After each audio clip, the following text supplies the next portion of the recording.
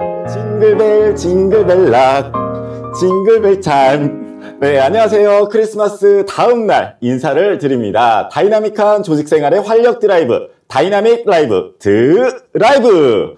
네, 안녕하세요. 크마TV 시청자 여러분. 자, 오늘도 어김없이 화요일 오전 8시에 여러분들을 찾아온 대한민국 넘버원 교육과정 설계자 석금석금석금이 최석금 인사드립니다. 반갑습니다.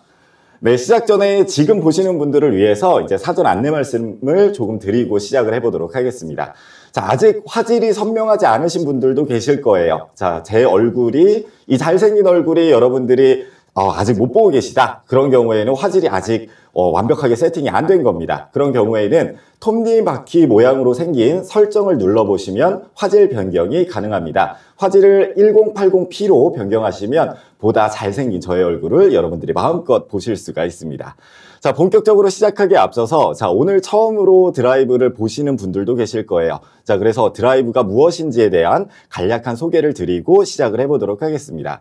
자, 유튜브 라이브 드라이브는요, 조직생활, 그리고 업무 활동, 여러분들이 기업 운영을 하면서 겪게 되는 다양한 에피소드들이 많이 있을 겁니다. 자, 그 다이나믹한 문제 상황들에 저희가 조금이나마 도움이 되는 정보들을 여러분들에게 제공하고자 KMA가 새롭게 마련한 유튜브 라이브 프로그램인데요.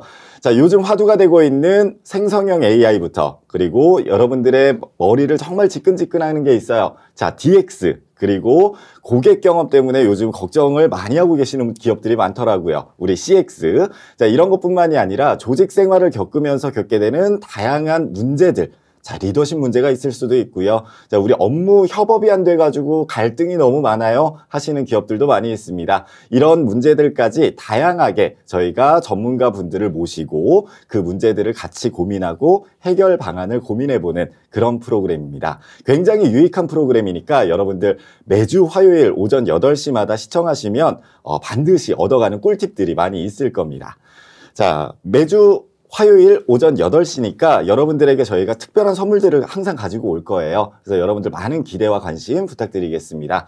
자, 그럼 이제 본격적으로 드라이브 4화를 시작해 볼 텐데요. 드라이브 4화의 제목은 바로 20대 찐 고객을 만드는 브랜딩 노하우입니다. 자, 20대 찐 고객. 자, 요즘에 전통기업 같은 경우에는, 기존 기업 같은 경우에는 20대 찐 고객을 어떻게 하면 잡을 수 있을까? 20대들은 인스타그램에 이런 것들을 좋아한다던데 왜 너희들은 이런 것들을 못 만드느냐? 하고 이제 고민을 하시는 분들이 많으실 겁니다. 자, 오늘은 그래서 브랜딩에 관련된 이야기를 좀 나눠 보고자 하는데요.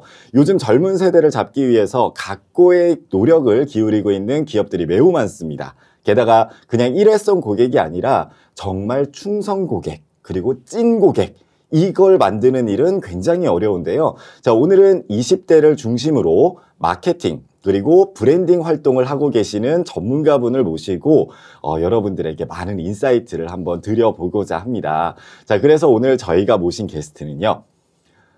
LG U+의 브랜딩 전략을 담당하고 계신 분이세요. 자, 우리 브랜드 전략팀의 유희숙 선임님을 함께 모시고 많은 이야기들을 나눠보도록 하겠습니다. 선임님, 안녕하세요. 네, 안녕하세요.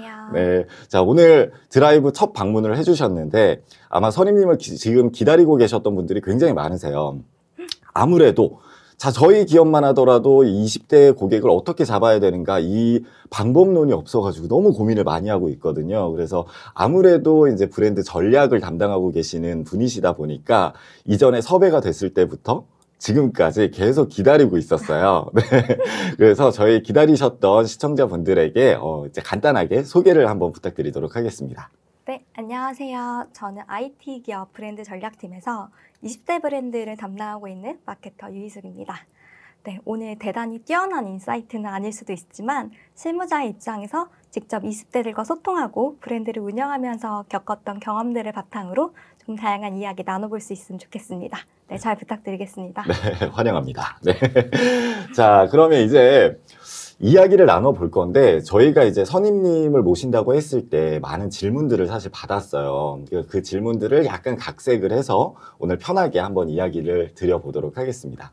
자, 먼저 요즘 소비의 주체가 정말 바뀌고 있다. 이런 이야기들이 많이 나오고 있고 특히나 뭐 ESG 그리고 통신 그리고 디지털 관련 제품군 요런 쪽에서는 아무래도 이제 좀 익숙한 20대가 소비의 주체로 급부상을 했다. 이런 이야기들이 좀 심심치 않게 들려오는 것 같아요. 그래서 그분들을 대상으로 어떤 타겟 마케팅을 해야 된다. 요게 화두가 되고 있는 것 같아요. 자, 근데 제가 생각하기에는 약간 20대면 소득이 없을 것 같고, 그리고 불안정하고, 그리고 요즘 퇴사율이 굉장히 높잖아요. 그래서 1년도 안 다니고 퇴사하는 사람들이 많아서 이 사람들을 타겟으로 하는 게 맞나? 라는 생각들을 좀 갖고 있거든요. 그래서 20대를 타겟으로 해야 되는 뭐 이유라든지 요즘에 대기업들은 왜 20대를 중심으로 어떤 마케팅을 하고 있는데 왜 그러는지 예, 그 이유를 좀 간단하게 설명해 주실 수 있을까요? 네. 뭐 비단 IT나 디지털, 통신뿐만 아니라 뭐 패션이나 식음료 같은 소비재 기업들도 20대의 중요성에 대해서 매번 언급을 하는 것 같은데요. 네네네. 시장 전반에서 20대 고객이 중요하다라고 이야기하는 거는 사실 어제 오늘 일은 아닌 것 같아요. 네. 항상 20대 고객은 늘 시장의 트렌드를 이끌고 선도하는 세대이자 소비의 주축이 되는 이제 세대이기 때문에 네네네. 중요하다고 말해온 것 같은데요. 네네. 사실 최근에는 20대의 중요성이 예전에 비해서 이유는 조금 달라진 양상을 보이는 것 같아요. 네네. 질문에서 언급해 주신 것처럼 20대들의 사회 진출이 점점 늦어지고 있기 때문에 네. 20대는 아직 소득이 없거나 네. 불안정한 부분이 대부분이고요. 그렇죠. 그러다 보니까 이분들을 우리가 지금 당장 매출에 도움이 될까? 중요한 고객일까라는 조금 물음도 많이 주시는 경우가 많으세요. 네네. 근데 그럼에도 불구하고 20대가 우리는 중요한 고객이라고 보는 건 사실 데이터와 조사 기반에서 바탕으로 할 수 있을 것 같은데요. 네. 뭐 통신 같은 경우에는 처음 통신을 접하게 되는 10대 시절에는 네. 보통 부모님이 이제 선택해준 통신사를 사용하거나 그렇죠. 가족과의 결합이 네네네네. 보통은 되어 있으니까요. 그러다 보니까 사실 통신사에 대한 뭐 특별한 뭐 이미지라든지 네. 아니면 선호가 크게 형성되어 있는 시기는 아닙니다. 네. 그러다가 이제 본인들이 20대가 되면서 스스로 통신사를 선택하고 요금제를 이제 납부하기 시작하는 시점이 오면서 네. 이제 20대가 그 약간 중요한 모멘텀이 되는 시기라고 할 수 있는 거죠. 그래서 본인에게는 선택지가 없어서 이미지가 없던 시기에서 네. 이제 그러다 보니 사실 편견이라든지 네. 오히려 이런 것들도 없어서 이제 처음으로 통신 자립을 시작하면서 통신사에 대한 이미지나 선호가 형성되는 시기이기 때문에 좀 중요하다라고 말씀드릴 수 있을 것 같고요. 예. 또 그러다 보니 20대에 이렇게 형성된 브랜드 이미지나 아니면 선호도가 나중에 이들이 추후 더 성장해서 네. 뭐 가정을 꾸리고 새로운 가정에서 뭐 인터넷, IPTV 등의 홈 상품까지 조금 새로운 더 통신의 확장이 일어나는 시점에서 네. 약간 20대에 형성된 브랜드 선호가 영향을 미치게 되기 때문에 20대 고객을 저희는 핵심으로 조금 관리를 해야 하는 타겟군으로 보고 있습니다. 초반에 이렇게 잘 잡아야 이제 나중에 자립을 정말 제대로 하고 그리고 결혼을 하고 나서 이제 다양한 결합 상품들까지도 다 판매가 가능하기 때문에 이때 이제 초반에 좀 잘 잡아야 된다라는 말씀이신 거죠. 네. 중요하겠네요. 그러니까 저희 이제 기업 교육을 담당하고 있는 저희 업체 같은 경우에도 20대 신입사원의 원하는 교육들을 저희가 좀 론칭을 하고 잘 잡아서 이후에 승진을 할 때마다 계속 그 기업을 찾는, 저희 기업을 찾는 이런 형태로 좀 잡아야겠다라는 생각이 좀 드네요. 네, 그래서 지금 통신 3사 같은 경우에도 뭐 SKT는 0, 네. KT는 Y, LG 플러스 뉴스라는 20대 전용 브랜드를 운영을 하고 있고요. 예. 네, 이를 통해서 20대들에게 조금 더 긍정적인 이미지를 형성을 하고 브랜드 선호도를 높이기 위한 다양한 활동들을 진행을 하고 있습니다. 그래서 SKT 0은 얼마 전에 출시한 아이폰 15 광고 모델을 너무 핫한 걸그룹 뉴진스를 내세워서 공격적으로 좀 진행을 하고 있고요. 네. KTY 같은 경우에는 영타겟 브랜드 Y라고 해서 주로 20대 아티스트들을 지원하는 아티스트 콜라보를 많이 진행을 하고 있어요. 네. 20대들의 창작 활동을 지원하는 프로그램들을 많이 운영하고 있고 플러스의 이제 뉴스 같은 경우는 올해 2월 새로 론칭한 브랜드인데요.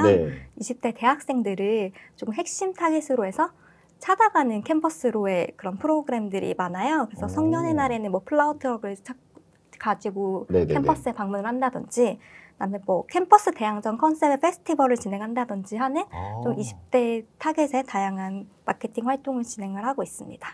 요 페스티벌은 약간 정기적으로 하는 건가요? 올해 브랜드를 새로 런칭을 했기 때문에 1회 페스티벌이 진행이 됐고요. 네, 내년에는 아마 2회가 진행될 것으로 예상하고 있습니다. 이게 혹시 뭐 대학마다 돌아다니면서 이렇게 하시는 건가요? 아니면 이제 저희가 한 학기 동안 대학별로 돌아다니면서 프로모션을 진행을 하고 또 그다음에 신청을 받아서 이제 1차적인 학교 대항전들이 진행되면 거기에서 선발된 우수 학교들을 저희가 현장에 초청을 해서 그 학교들끼리 또 이제 일종의 대항전을 벌이는 페스티벌로 진행을 했었습니다. 갑자기 이게 너무 궁금해졌는데 요 페스티벌을 하고 나서 이제 뭐 이어지는 게 있나요? 이 대학생들이 뭐 구매로 이어지는 게 사실 좋기는 하잖아요. 네네. 뭐 이어지는 활동들이 있나요? 저희가 이 페스티벌을 통해서 선정된 탑 4 학교에는 또 2학기 때 찾아가는 프로모션을 추가로 또 진행을 했어요. 네, 그걸 통해서 뭔가 캠퍼스에서 브랜드에 대한 조금 더 체험을 하거나 아니면 브랜드를 저희가 특강까지 연결시켜서 저희가 아무래도 20대들이 가장 좀 관심이 많은 게 또 취업 시장이잖아요. 그러다 보니까 그런 취업에 관련된 취업 특강도 저희가 캠퍼스에서 같이 진행을 했어요. 그래서 그들이 저희가 채용 브랜딩까지 조금 연결될 수 있는 프로그램으로 조금 운영을 했었습니다. 뭔가 다른 통신사들보다 더 실질적인 도움을 주는 지금 활동들을 하고 계시는 것 같아요. 네, 아무래도 지금 20대는 그런 뭔가 트렌디하고 재미있고 이런 것도 조금 좋아하지만 그것보다도 본인이 체감할 수 있는 실질적인 혜택에 좀 더 관심이 많은 것 같더라고요. 요즘 너무 20대 너무 야무져요. 저는 그런 거 잘 못 챙기거든요. 그래서 통신사에서 할인 상품으로 나왔는데 이런 걸 다 사기야 막 이러면서 넘기기 일쑤인데 근데 알고 봤더니 그런 것들을 잘 챙겨야겠더라고요. 네, 맞아요. 자, 20대들이 뭔가 똑똑한 사람들인 것 같습니다. 자, 그러면 이제 두 번째 질문으로 이어가 보도록 할게요. 자, 20대라고 하면 이제 새롭게 유입이 되는 세대이기 때문에 기존 산업들에게는 어떤 고객이 바뀐다. 라는 이제 보다 근본적인 문제하고 좀 직결이 되는 것 같아요. 그러니까 저희 KMA만 하더라도 이제 리더십이나 커뮤니케이션, 조직 문화 이런 교육 콘텐츠에서는 기존에 없었던 새로운 키워드들이 등장하기 시작했거든요. 예를 들어서 뉴 노멀 세대와의 커뮤니케이션. 요즘 이제 직장 상사분들이 소위 말하는 그 MZ 세대, 이제 20대 분들 신입사원들을 어떻게 대해야 되는지 모르겠다라고 하는 것들이 너무 많거든요. 그래서 신입사원 온보딩 교육에서도 아예 대본을 만들어 달라고 하시는 분도 계세요. 안녕하세요부터 너무 어렵다고, 그래서 어떤 대화 주제를 꺼내야 될지 모르겠다, 이런 말씀들을 하셔서 저희가 새로운 교육 과정들도 개발해서 론칭을 하고 있고, 이제 신규 입사자를 대상으로 한 맞춤형 교육 과정도 이렇게 만들고 있거든요. 근데 사실 이제 20대 분들의 특성상 전통적 방식의 마케팅 방식으로는 이분들의 마음을 좀 사로잡기가 쉽지가 않아요. 그래서 많은 대표분들이시나 기업 대표분님께서는 약간 디지털 마케팅을 중심으로 해야 된다, 이런 말씀들을 많이 하시거든요. 혹시 통신시장에서는 20대 분들의 특성을 어떻게 보고 계시고 이들을 위한 마케팅 방법을 어떤 식으로 좀 실현하고 계시는지 한번 여쭤봐도 될까요? 네. 아무래도 보통 흔히들 떠올리는 젠지라고 하면은 뭐 SNL의 뭐 MG 오피스 이런 식으로 뭐 자기 할 말을 하고 이런 식의 약간 이미지를 떠올리는 분들이 많이 계시더라고요. 그런데 저는 G세대는 이럴 것이다 라는 편견을 일단 내려놓는 게 가장 조금 우선순위라고 생각이 듭니다. 실제로 지금 올해 대학 캠퍼스에 직접 찾아가는 프로모션들을 굉장히 많이 진행을 했는데요.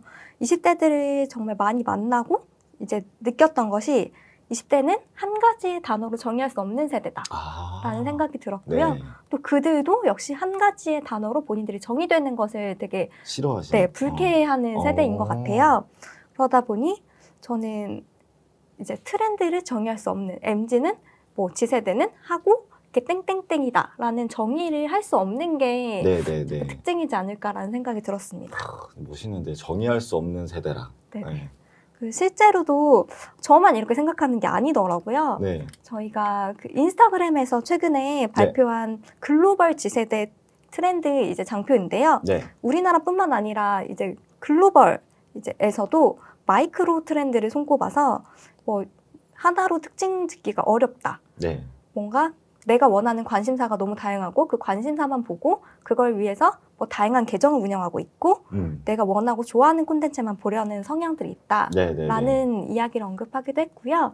최근에 이거 이제 대학내일이라고 지세대를 연구하는 지세대 연구소에서 발표한 이제 컨퍼런스에서 말한 내용인데요. 네네네. 여기서도 트렌드가 없는 게 트렌드라고 하더라고요. 그래서 지세대는 획일화된 뭔가 하나의 트렌드를 이제 좋아하거나 그렇게 가는 게 아니라 네. 자신만의 이제 관심사나 개성에 따라서 움직이고 동일한 관심사를 가진 타인들과 좀 약간 더 특별하게 연결되는 양상을 보이는 것 같아요. 네. 그러다 보니까 이제 지세대는 개개인의 작고 좁은 관심사에 맞춰서 좀 더 뾰족한 타겟팅 그리고 마이크로 커뮤니케이션이 좀 중요한 것 같습니다. 이게 뭐 언뜻 보면 되게 다른 것 같지만 언뜻 보면 또 저희 세대하고도 비슷한 것 같아요. 저희 예전에 뭐 H.O.T 막 이런 때 나왔을 때 같은 세대 맞으시죠? H.O.T 나오고 막 그 TTL 네네네. 상품 나오고 네네. 이럴 때 막 우리를 규정 짓지 마 이러면서 막 개성 강조하고 네, 그런 때 맞습니다. 있었잖아요. 그 비슷하지 않나라는 생각이 조금 드네요. 트렌드가 없는 게 트렌드다. 더 어려워지는 것 같습니다. 네. 자, 그러면 이제 그 다음 질문으로 한번 넘어가 볼게요. 자, 우리 마케팅하고 브랜딩. 자, 이 두 가지의 단어를 사실 많은 분들이 헷갈려 하세요. 이제 뭐 비슷한 맥락이기는 한 것 같은데, 이제 세부적인 방법이라든지 목적 이런 데에서 정말 차이가 많이 있기는 한 것 같거든요. 저희도 지금 기존 교육 콘텐츠는 마케팅을 해서 계속 홍보를 하고 있어요. 근데 새로 나온 교육 과정들, 그리고 예전에는 이 KMA가 이런 교육을 안 했었던 것 같은데 갑자기 야심차게 이제 저희가 준비해서 나온 것들이 있거든요. 예를 들면 DX 아카데미라든지 이런 이제 데이터 교육 같은 경우에는 저희 기업은 되게 전통적으로 굉장히 리더십 뭐 이제 비즈니스 관련된 그런 교육들에 굉장히 큰 강점을 갖고 있는데 그에 반해서 여기가 강점이니까 DX적인 거는 잘 못할 거야 라는 이제 어찌 보면 선입견 같은 것들이 있을 수도 있거든요. 그래서 저희가 굉장히 오랜 시간 이제 탄탄하게 준비를 해서 이번에 등장을 했어요. 근데 이런 것들은 마케팅도 마케팅이지만 사실 브랜딩을 확립하는 것이 굉장히 중요하다는 생각이 들거든요. 그래서 마케팅하고 브랜딩 요 두 가지가 약간 어떤 차이점이 있고 요 두 가지를 잘 성공시킨 어떤 사례 이런 것들이 좀 있을까요? 네. 아무래도 정말 많이 이야기하는 단어인데도 조금 개념에 대해서 모호하다라는 생각이 맞아요. 많이 드는 단어가 바로 마케팅과 브랜딩인 것 같은데요. 네네네. 마케팅은 좀 고객에게 제품이나 서비스를 알리고 궁극적으로는 판매하고자 하는 목적으로 진행하는 활동입니다. 또 이에 반해서 네. 브랜딩은 고객들이 타 기업이나 브랜드와 구별되는 브랜드 고유의 특성을 인지하고 그의 가치를 알게 하는 활동이라고 할 수 있을 것 같아요. 그러다 보니까 브랜딩을 정말 잘한다 라는 회사들 같은 경우에는 바로 기존에 나와 있는 제품과 네. 완전히 다른 이제 특성을 네. 가지게끔 인지하게 하는 활동들인 것 같은데요. 약간 가스라이팅 같은 건가요? 각인을 시켜야 되는? 네, 일종의 경쟁사가 아예 생각나지 않게끔 하는 것이니까 비슷한 맥락으로도 볼 수 있을 것 같아요. 네. 그래서 아예 경쟁을 할 수 없게끔 새로운 패러다임을 제시하는 브랜딩 활동들이 조금 성공적인 기업들이 하는 활동들이라고 할 수 있을 것 같은데요. 네네. 이제는 너무 많이 들어서 식상을 할 수도 있겠지만 정말 대표적으로 말씀드릴 수 있는 게 좀 애플의 아이폰이었던 것 같아요. 세상에 이제 우리가 막 옛날에 막 초콜릿폰, 막 뭐 무슨 스카이폰 이런 것들만 있는 세상에서 아이폰이라는 개념을 처음으로 출시하고 그러다 보니 지금 이 라이브도 저희 스마트폰으로도 아마 많은 분들이 시청을 하고 계실 것 같은데 이런 식으로 정말 새로운 패러다임을 제시하는 브랜드들이라고 할 수 있을 것 같고요. 국내 예로 조금 또 들어보면 전 섬세이라는 브랜드를 조금 말씀드릴 수 있을 것 같아요. 이제 국내 기업 중 에어샤워라는 제품을 처음으로 이제 소개한 브랜드인데요.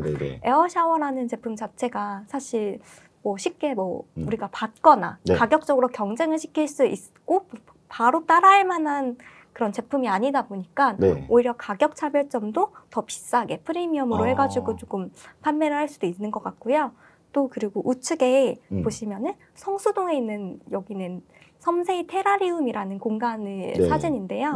이런 식으로 뭐 공간을 통해서 이제 브랜드가 추구하는 자연의 감각이라는 정말 브랜드 고유의 에센스를 네. 조금 잘 풀어내는 방식도 재미있게 보여서 실제로 섬세히 지금 에어샤워라는 제품 같은 경우에 거의 한 40만 원대에 조금 비싸게 고가에 형성되어 있는 제품인데도 네. 이런 공간을 통해서 20대들이 굉장히 많이 인지를 하고 있고 네. 그래서 본인들이 나중에 경제력을 갖췄을 때 한 번쯤 구매하고 싶다라고 이제 대답하는 비율이 굉장히 높더라고요. 네, 그래서 성공적인 조금 브랜딩의 사례가 아닐까 생각됩니다. 그 지금 말씀하신 거에 정답이 있는 것 같아요. 약간 기존에 없던 새로운 콘텐츠가 일단 있어야 되고 제품이나 서비스 이런 게 있어야 맞습니다. 되고 그거를 각인시키기 위한 가격 정책이 있어야 되겠고 이거를 이제 사람들에게 인지시킬 수 있는 고객 경험의 공간 네. 이런 것들이 좀 잘 연계가 되어 있어야 브랜딩이 확실하게 될 수 있을 것 같다? 네네, 맞습니다. 예, 라는 생각이 드네요. 요게 이제 기업들이 하는 가스라이팅이군요. 그렇죠. 네. 네. 요거 이제 좀 주의 깊게 봐야 될 것 같아요. 네. 자, 근데 이제 요런 것들은, 사실 이제 인위적으로 어떤 목적을 가지고 하는 활동들이잖아요. 그래서 저희 같은 경우에도 마케팅이나 브랜딩은 어떤 인위성이 가미가 되어야 된다라는 생각을 어느 정도는 갖고 있는데, 근데 가끔씩 생각지도 못하게 의도하지 않았는데도 자발적으로 일으키는 밈 같은 것들이 발생을 하거든요. 예를 들면 작년에, 재작년인가요? 그 지코의 아무 노래 챌린지가 나오면서 갑자기 자발적으로 챌린지 문화. 틱톡 네. 챌린지 문화가 좀 형성이 됐고, 그리고 비의 깡 노래 네네네. 있죠. 예. 그것도 사실 이제 묻힐 뻔하다가 어떤 여고생이 춤을 추면서 다시 화제가 돼서 급부상이 됐어요. 그리고 기업들 중에는 저는 레고가 좀 유명한 사례인 것 같은데, 레고에는 성인들이 이 레고 만드는 걸 좋아하는 분들이 많더라고요. 그래서 A4이라고 하는 특정한 단체를 만들어서 직접 자신들의 돈을 소비하면서 마케팅 활동을 하기도 하고 전시회를 열기도 하더라고요. 그러면서 이제 점점 마케팅을 소비자들이 직접 하는 형태로 많이 바뀌는데 20대들도 왠지 이런 걸 잘 해주실 것 같아요. 근데 20대들이 자발적으로 밈을 일으켰던 사례, 경험했던 사례도 괜찮고, 그런 사례나 아니면 자발적인 밈을 일으킬 수 있는 방법이나 노하우, 이런 것들이 조금 있을까요? 아무래도 저는 고객에 대한 일단 세심한 관찰이 이런 밈을 일으키는데 가장 중요한 요소라고 생각을 합니다. 말씀 주신 비의 깡 같은 경우에도 콘텐츠를 계속 만들고 그를 통해서 커뮤니케이션을 하고 여고생이 쳤을 때 또 그것에 대해서 긍정적으로 받아서 다시 한 번 더 활용해서 다시 콘텐츠를 재생산하는 과정이 있었던 것 같고요. 그다음에 레고의 A4들 같은 경우에도 1년에 한 번씩 크게 컨벤션 형태의 전시회를 진행을 하는데 보통은 그 전시를 레고 코리아에서 후원을 또 하고 있어요. 그러다 보니 그런 커뮤니티가 자생적으로 조금 돌아가고 운영이 될 수 있게끔 그것도 이제 기업에서 어느 정도 이제 브랜드가 후원을 하는 내용들이 있고요. 이를 통해서 사실 우리 회사에 좋아하는 고객들이 어디에 있는지 그리고 그들이 무엇을 좋아하는지 또 어떤 것들을 좋아하고 어떻게 놀아가는지를 좀 알고 있어야 된다고 생각을 해요. 아무래도 고객들이 좋은 건 먼저 알아보겠지만 사실 고객들의 눈에 띄지 않으면 좋은 걸 알 수가 없잖아요. 맞아요. 그러다 보니 이제 그들과 함께 놀거나 그들이 놀고 있는 판에 끼거나 아니면 그들이 놀 수 있게끔 우리가 판을 짜서 제공하는 형태가 셋 중에 하나는 조금 반드시 필요하다고 보고요.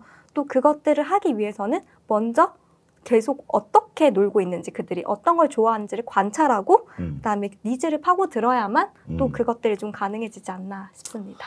맞네요. 이게 역시나 이제 고객들의 니즈를 파악해서 그 안으로 들어가야지만 어떤 밈이 일어나는 것 같아요. 이런 팬덤들을 만들 수 있다 그러면 참 좋을 것 같은데요. 저도 이제 아이돌을 지망했던 사람으로서 저는 아직도 꿈이 아이돌이에요. 그래서 언젠가는 나의 팬덤이 생기겠지 하면서 이제 제가 초반에도 대한민국 넘버원이라고 말씀을 드렸잖아요. 계속 가스라이팅을 이렇게 하고 다닙니다.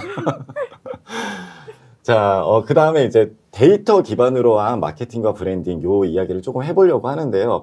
저는 선임님을 사실 이제 미리 알고 있었잖아요. 예전부터 어떤 활동들을 해오셨는지 이제 쭉 봐가지고 항상 인상이 깊었던 게 선임님 하면 야구단이 먼저 떠올라요. 네네. 예, 그때 당시에 이제 LG 쪽에서 그 데이터를 가지고 이 야구단의 마케팅 활동을 하셨던 걸로 알고 있는데, 사실 이제 브랜드 전략팀으로 넘어온다고 하더라도 기본적으로 데이터는 보는 게 맞죠. 네네, 그렇죠. 맞습니다. 예, 네. 데이터 기반으로 하는 거는 공통점인 것 같은데, 실질적으로는 어떤 차이가 있는지 한번 여쭤봐도 괜찮을까요?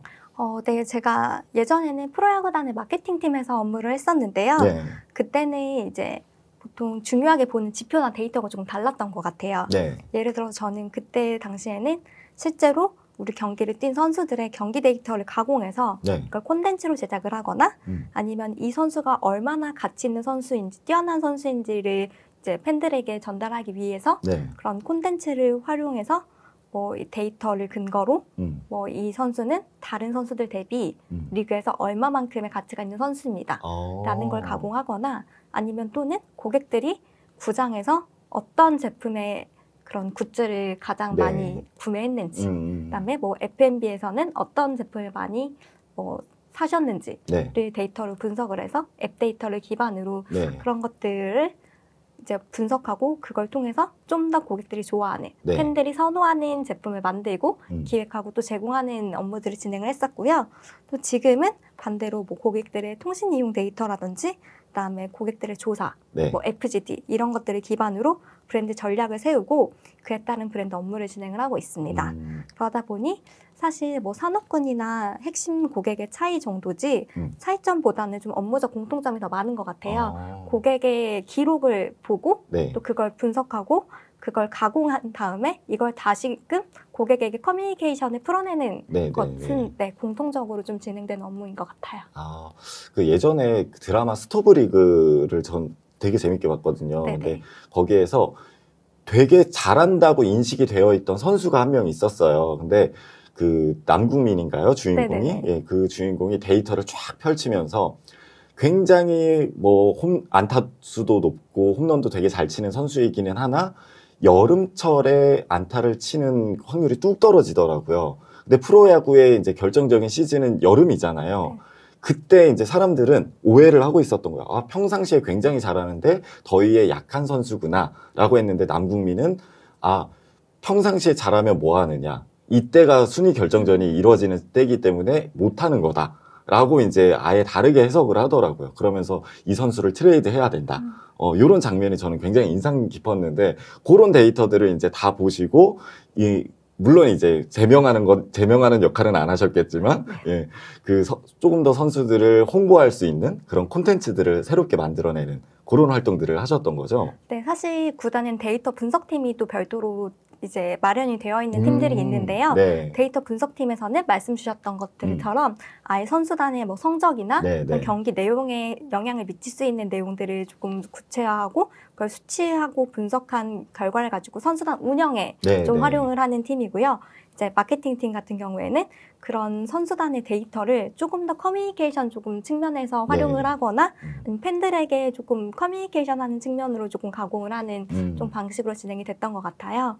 그래서 말씀 주신 그런 네네네. 스토브리그의 그런 예시가 네. 실제로 운영이 되고 있고, 네. 그래서 뭐 예를 들면 A라는 선수가 네. 별로 타율이 좋지 않더라도 뭔가 그런 결정적인 순간에는 뭔가 타율이 굉장히 높다든지 출루율이 높다든지 이런 것들을 이제 선수단을 운용하는 팀과 함께 데이터 분석팀에서는 조금 활용해서 조금 진행을 하는 팀이 또 별도로 구성이 되어 있었습니다. 그 선임님이 하셨던 그런 마케팅 활동들은 실제로 팬덤을 구축하는 데 많은 도움이 많이 될 것 같은데, 그 구매 쪽으로도 많은 영향들을 미치나요?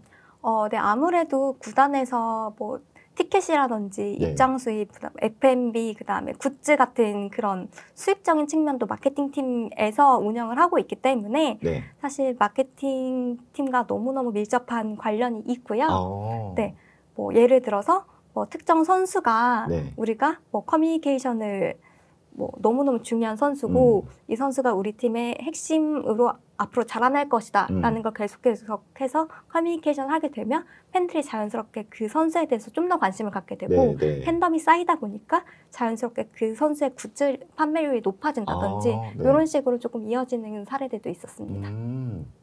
굿즈 판매로 이어진다. 좋겠네요. 저도 좀 저의 굿즈를 한번 만들어서 팔아봐야겠어요. 굉장히 아이돌이 되고 싶어하는 예, 그런 1인입니다. 네. 응원하겠습니다. 자, 그럼 이제 다음 질문으로 한번 넘어가 볼게요.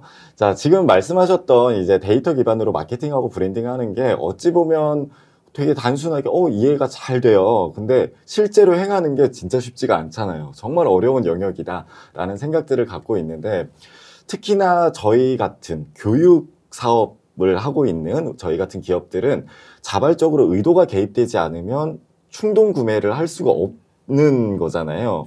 그러니까 뭐 예를 들어 제가 저 선수를 정말 좋아한다 그러면 굿즈를 사려고 충동 구매가 충분히 가능할 것 같은데 교육이라는 거는 내가 노력을 해야 되는 거기 때문에 충동 구매가 잘 일어나지 않는 것 같아요. 근데 저희 같은 기업 아니면 이제 마케팅 활동에서 너무나 어려움을 겪고 있는 기업들, 자, 알고 있는 마케팅 활동은 인스타그램에 사진을 업로드하는 게 전부야 라고 하시는 기업들도 정말 많이 있어요. 이제 그 기업들이 약간 시도해보면 좋을 만한 마케팅이나 브랜딩 관련 팁, 노하우 같은 게 좀 있을까요? 아무래도 말씀 주셨던 것처럼 교육 마케팅 정말 어려운 분야인 것 같아요. 특히 성인들을 대상으로 한 교육 같은 경우에는 의무 교육이 아니다 보니까 사실 어느 정도의 관심을 가지고 있는 잠재 고객을 좀 찾아내는 것이 가장 중요하지 않나 싶습니다.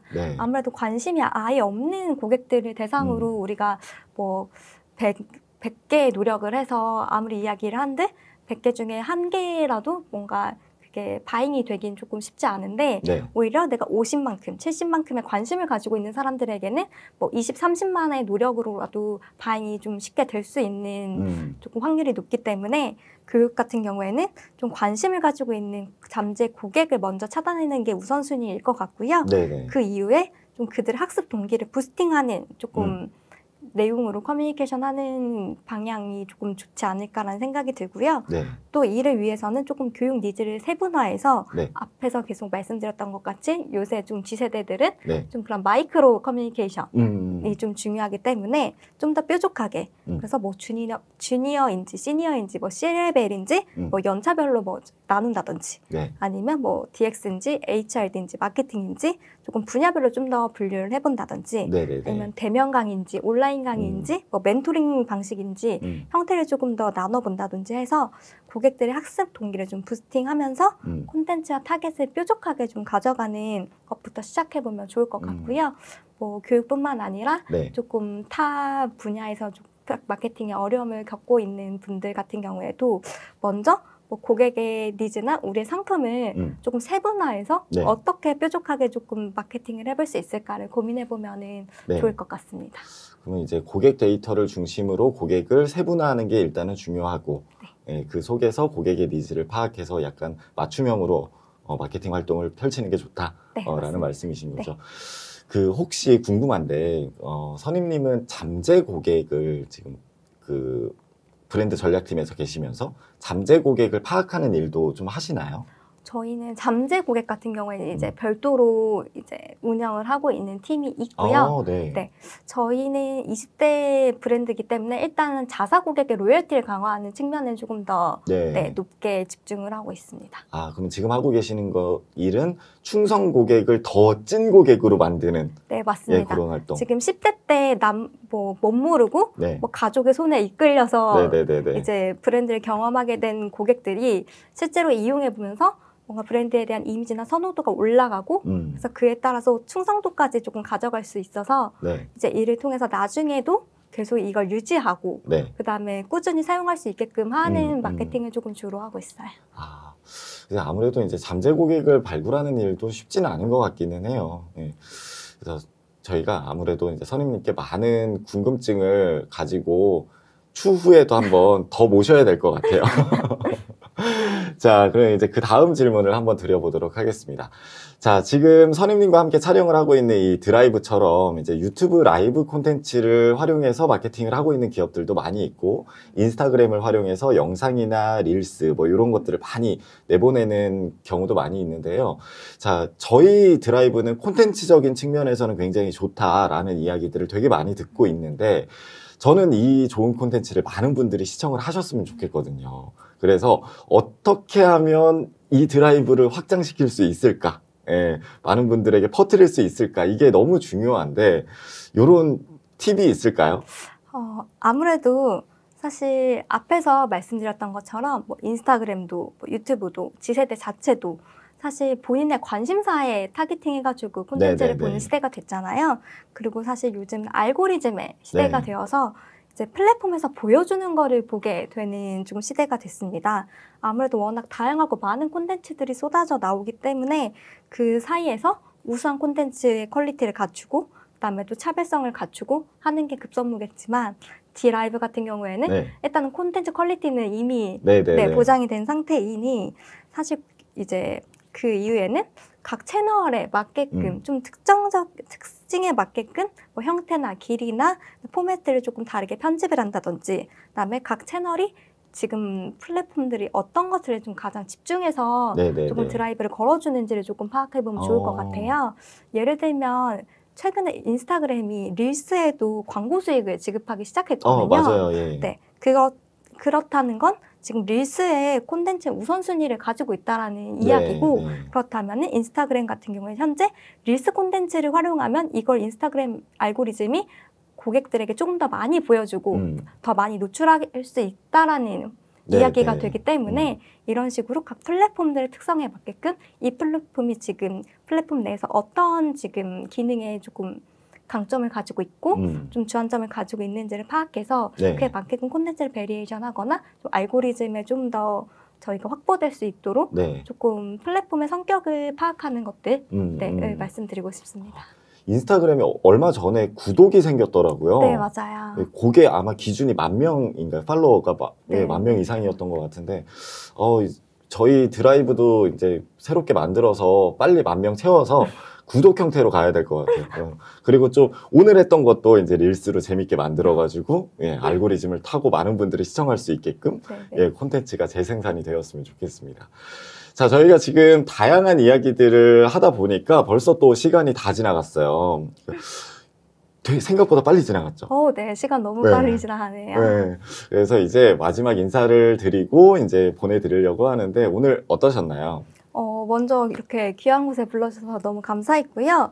D라이브 통해서 저도 브랜딩과 마케팅에 대해서 한 번 더 조금 정리해볼 수 있는 시간이었었던 것 같아서 너무 뜻깊었습니다. 다음에 저희가 더 세세한 질문들을 가지고 한번 선임님을 다시 한번 초청을 해보도록 할게요. 그래서 많은 분들이 지금 아마 궁금하신 점들이 많으실 거예요. 그래서 오늘 못다한 질문들은 다음에 한번 모시고 다시 한번 이야기를 나눠보도록 하겠습니다. 자, 저희 이제 드라이브는 여기까지 진행을 하고요. 저희 다음 주는 1월 2일이에요. 바로 새해가 되기 때문에 다음 주 한 주는 건너뛰고 그 다음 주에 화요일 오전 8시에 건강한 모습으로 다시 한번 뵙도록 하겠습니다. 자, 지금까지 시청해 주셔서 너무나 감사드리고요. 저희 큰 박수로 선임님 보내드리면서 마무리 짓도록 하겠습니다. 여러분들 좋은 하루 보내시기 바랍니다. 감사합니다. 네, 감사합니다.